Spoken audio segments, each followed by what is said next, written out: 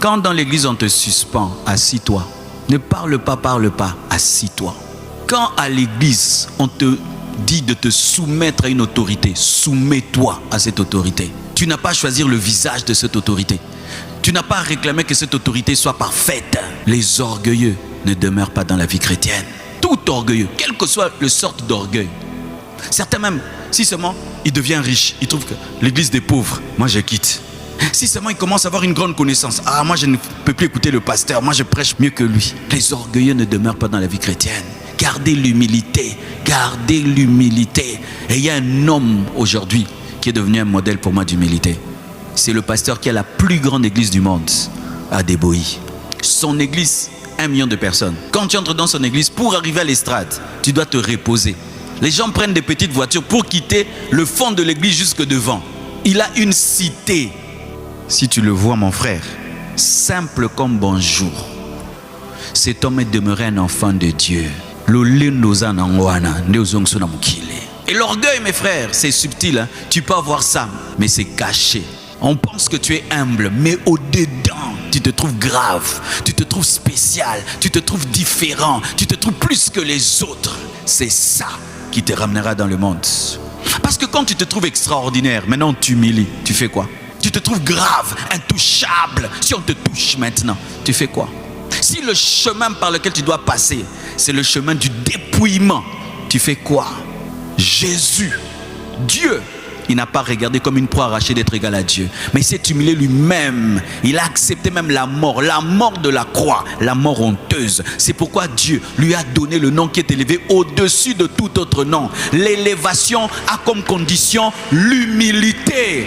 L'élévation n'a pas comme condition charisme, dominer les gens. Non, l'élévation réclame l'humilité. Prédicateur, prêcher la parole ne te protège pas du monde. Enseigner les autres ne te protège pas du monde. Être serviteur de Dieu ne te protège pas du monde. Vous qui vous tenez ici, vous qui êtes des modèles dans l'église, sachez que Dieu vous demandera le sang de quiconque l'abandonnera parce que vous l'avez abandonné. Dieu vous demandera le sang de quiconque rentrera dans le monde parce que vous êtes rentré dans le monde. Parce que toi tu peux rentrer dans le monde et puis tu reviens. Et les autres vont pour toujours. Être élevé dans l'église est une lourde responsabilité. Parce que tu deviens le modèle. Les gens te regardent, ils veulent être comme toi. Et si tu dévies, c'est comme la locomotive. Elle est petite comme ça.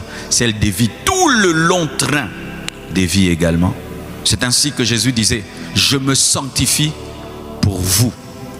Pour lui et pour vous. Je me sanctifie pour moi, mais aussi pour vous. Il y a des choses que je ne fais pas pour moi, mais aussi pour vous. Je peux venir un jour aussi. C'est pas un péché, c'est les cheveux. Mais ça peut être une occasion de chute pour quelqu'un là-bas. Et je ne le fais pas. C'est pourquoi, lorsque tu sers Dieu, tu dois toujours tester le pouvoir de l'attrait du monde sur toi. Et voici ce qui arrive des fois, c'est que certains, ils continuent à servir Dieu, mais ils deviennent mondains. Ils commencent à avoir un leadership mondain. Ils commencent à avoir des comportements mondains. Mais il sert Dieu. Il se prend pour une star. Il se prend pour une vedette. Tu sens que ce n'est plus Jésus qui l'incarne. Il commence à incarner autre chose. Les choses du monde. Les philosophies du monde. C'est pourquoi, cher leader, quand tu lis un livre de leadership et tu sens que l'esprit qui est derrière, c'est l'esprit du diable, de manipuler les gens, de contrôler les gens, d'exploiter les gens. Fais attention, tu risques de rentrer dans le monde. Parce que rentrer dans le monde, ce n'est pas seulement aller dans les boîtes de nuit. C'est avoir maintenant un leadership, tu te prends pour un roi.